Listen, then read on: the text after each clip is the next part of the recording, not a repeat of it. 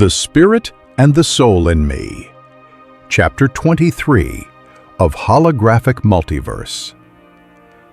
Hey everyone, welcome back to the channel. Tonight, we're diving deep into Chapter 23, The Spirit and the Soul in Me. And honestly, this one hit me differently. On the surface, it looks like nothing special. A guy comes home after a storm, makes some eggs, watches TV. But trust me when I say there's so much more happening beneath the surface. Coming home, but not really. So, our protagonist gets home, but he's not really home, you know? He's physically there, but mentally, he's still back at that church, still processing everything that happened, with those vivid fantasies about his deceased grandparents.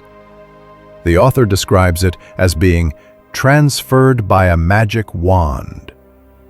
And that's exactly how trauma works, isn't it? One moment you're somewhere else entirely, then suddenly you're standing in your kitchen, but your mind is still stuck in that other place. The simple power of routine. Here's where it gets beautiful. He starts cooking eggs, just eggs, but watch what's really happening here. This isn't just about being hungry. This is survival mode, honestly. The sizzle of the oil, the smell filling the kitchen, eating with great gusto. These aren't random details. This is him literally grounding himself back into his body, back into reality. I think we all do this, right? After something intense happens, we find ourselves doing these almost ritualistic, normal things. Making coffee, taking a shower, organizing our desk. It's like our nervous system saying, okay, let's get back to solid ground. Basketball and background noise. Then he turns on the TV, NBA game. But here's the thing, he's not really watching. He calls it music so I will not feel alone. Man, that hit me. We've all been there, haven't we? Sometimes you just need that background chatter, that sense of life happening around you, even if it's through a screen. But while the TV drones on, his mind goes right back to the church, and this is where things get really interesting.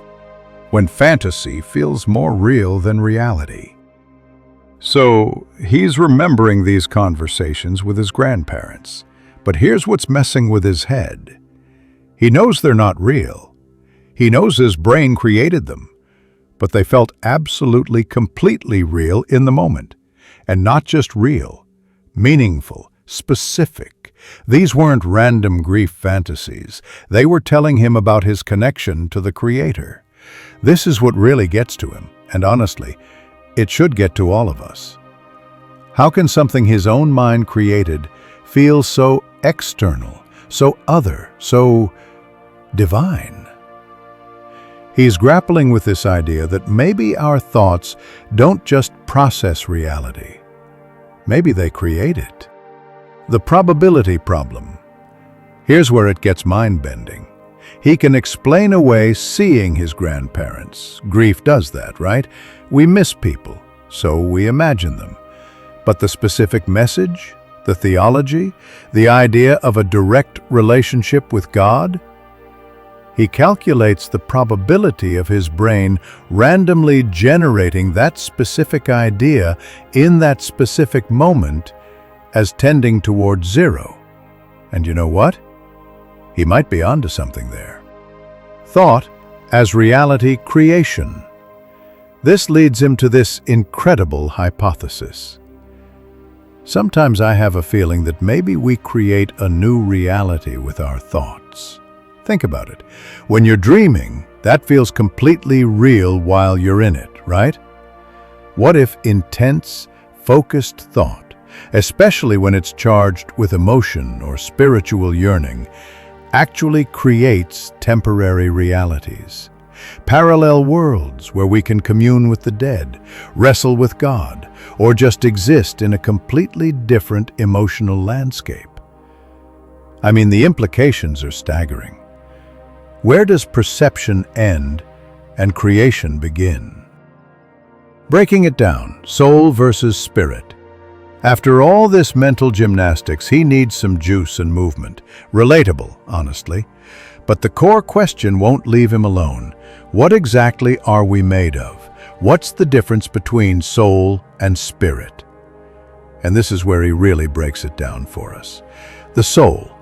This is you, your personality, your memories, your quirks, your individual consciousness. It's what makes you you. But here's the kicker. It's mortal. When you die, your soul dies with you. It's tied to your individual existence. The spirit. This is different. This isn't your spirit. It's the spirit, the universal life force, the divine spark that animates all living things. He uses this amazing analogy. Spirit is like electricity to a computer. Electricity doesn't have feelings or personality, but without it, the computer is just expensive junk. The spirit is God's life force running through us, keeping us animated, connected to the source. The beautiful resolution. So here's what blew my mind about his conclusion. The soul is our individual story, mortal, unique, ending with us. But the spirit? That's the divine ink and parchment that makes writing the story possible in the first place. This completely reframes that conversation with his grandparents. Maybe it wasn't them speaking to him. Maybe it was the spirit within him, that connection to the Creator, using the familiar voices of loved ones to communicate a fundamental truth about existence. Sitting with the mystery. The chapter doesn't wrap everything up in a neat bow, and I love that. He acknowledges this could be something to philosophize for days about. As night falls around him, he's left sitting with these massive questions, and honestly, so are we. Why this chapter matters? Look, this chapter does something really special. It shows us how the most ordinary moments, making eggs, watching TV, can become gateways to the most extraordinary questions about existence. It's about how we ground ourselves after trauma, how our minds might be more powerful than we realize, and ultimately, what it means to be human.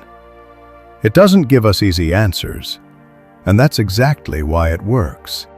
Life doesn't give us easy answers either.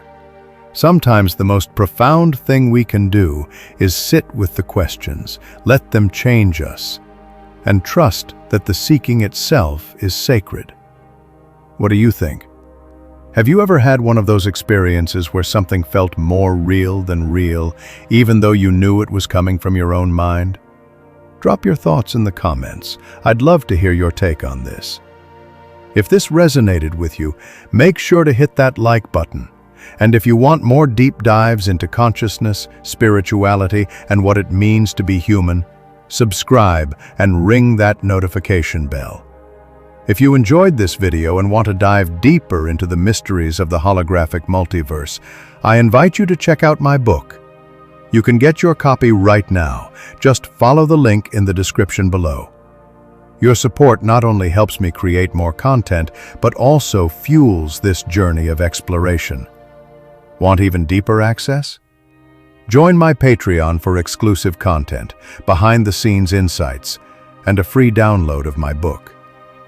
As a patron, you'll also receive bonus videos on how I conquered insomnia and anxiety, plus a private 30-minute call with me to explore life's biggest questions together. Don't forget to follow me on social media, Facebook, Instagram, and X for updates, extra content, and mind-expanding discussions.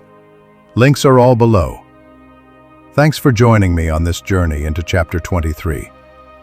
Until next time, keep questioning, keep wondering, and keep that spirit, with a capital S, alive.